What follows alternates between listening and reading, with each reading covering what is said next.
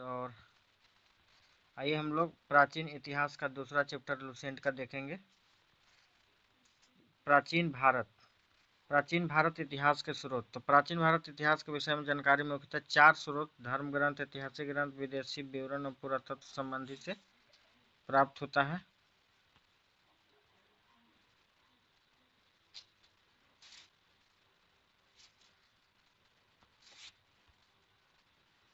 इतिहास जानने के साधन पुरातत्व ये हम देख लिए थे, ये सब ह्वेनसांग, अल्बेरोनी, मेगास्थनीज ये सब भी देख लिए थे।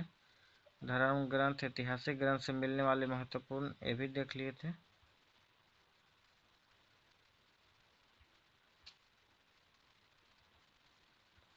ईसा पूर्व, इसके बाद विंसेंट अर्थन, वामन अवतार भी हम लोग देख लिए थे। इसके बाद हम लोग देखेंगे यहाँ से ऋग्वेद।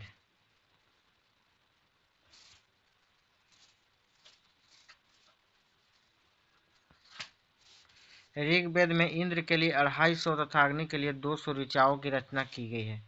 ऋग्वेद में इंद्र के लिए 250 और अग्नि के लिए 200 ऋचाओं की रचना की गई है। प्राचीन इतिहास के साधन के रूप में वैदिक साहित्य में ऋग्वेद के बाद शतपथ ब्राह्मण का स्थान है। ऋग्वेद के बाद शतपथ ब्राह्मण का स्थान है। यूनेस्को ने पुणे के भंडारकर ओरिएंटल रिसर्च इंस्टीट्यूट में संरक्षित ऋग्वेद की 30 पांडुलिपि को वर्ष 2007 में memory of the world register में शामिल किया है।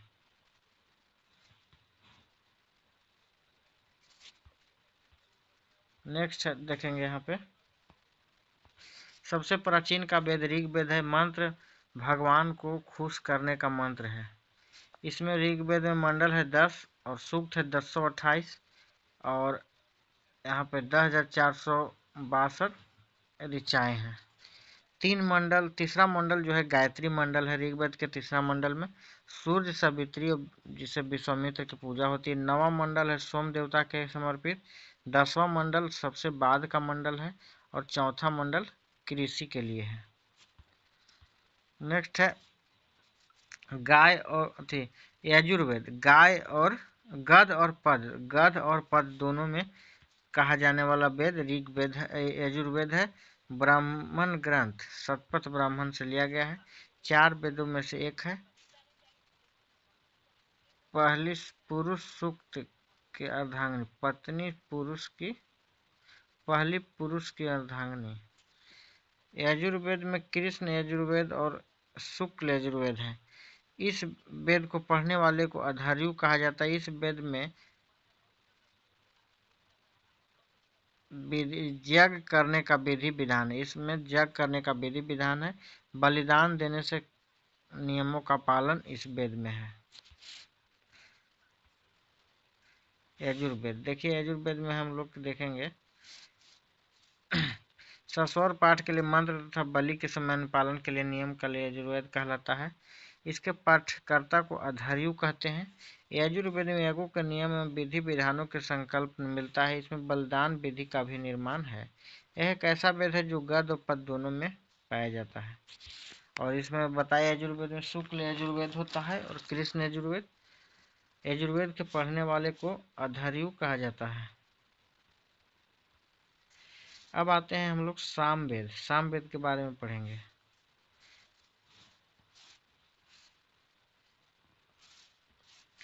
सामवेद शाम का अर्थ है गान, यज्ञ का समय।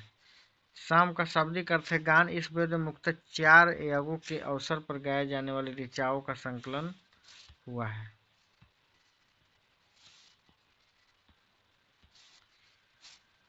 इसके पठकर्ता को सामवेद के पठकर्ता को उद्रात्री कहते हैं। इसका संकल्प ऋग्वेद पर आधारित है। इसमें 1810 सूक्त हैं जो प्राय ऋग्वेद से लिए गए हैं।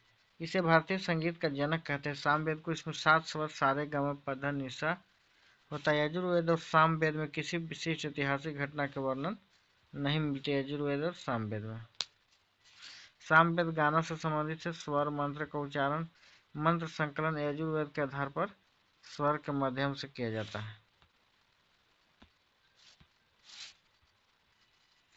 अब आते हैं अथर्ववेद। अथर्ववेद सबसे बाद का वेद।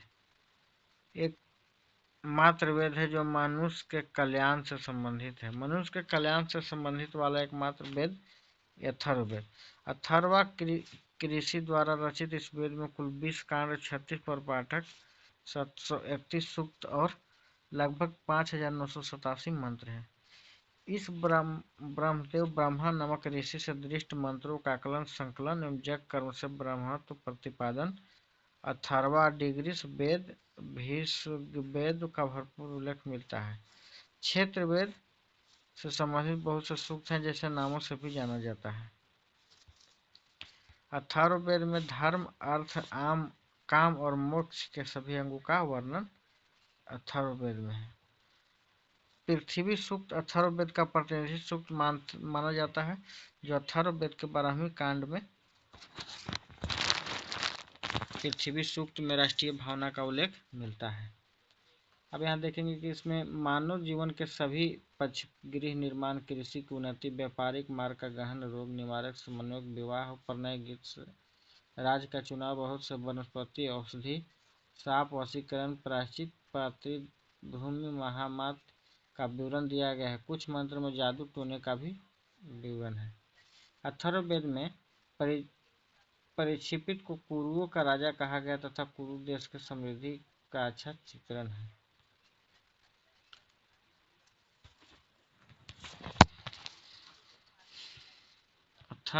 अथर्ववेद में यहाँ देख रहे हैं, अथर्व का अर्थ है अभिचार या अथर्वों का वेद। अनेक प्रकार के चिकित्सा पद्धति का वर्णन अथर्ववेद में।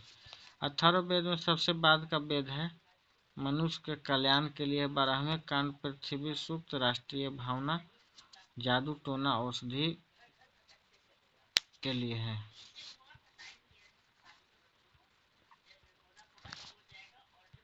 इसमें अथर्ववेद में सभा और समिति के प्रजापति के 2 पुत्रियां कहा गया है।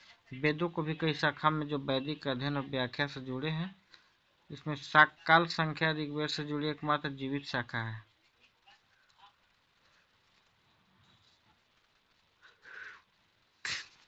यजुर्वेद को शुक्ल यजुर्वेद और कृष्ण यजुर्वेद 2 शाखाओं में बांटा गया है।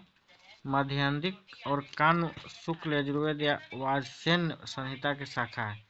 कृष्ण यजुर्वेद से जुड़ी शाखाएं काठक है और कनिष्ठक, मैत्रानी और तैत्तिरीय है। कौथिक, रामनीय एवं जैमिनीय या तलवार सामवेद का शाखा है।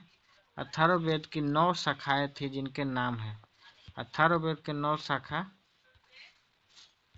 जिनका नाम है, पहला है पैम्पलाद, दूसरा तौद, तीसरा मौद, चौथा सौनक, पांचवा जाजल, छठा जलद, सातवां ब्रह्मवाद, आठवां देवदर्शा, नौवां चारण वेद। इन शाखाओं को सौन चिकित्सा रूप में से उपलब्ध है। वैश्वापद संहिता अभी अपूर्ण उपलब्ध है। इसके अतिरिक्त अन्य शाखाओं को भी कोई संहिता को उपलब्ध नहीं है। सबसे पहले प्राचीन वेद ऋग्वेद एवं सबसे बाद का वेद अथर्ववेद है।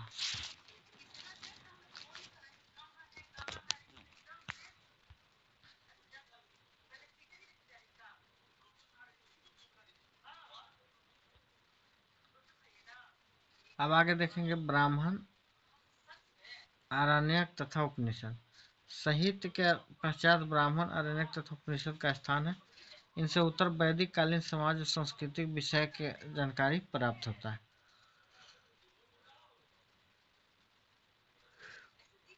ब्राह्मण ग्रंथ वैदिक संहिता की व्याख्या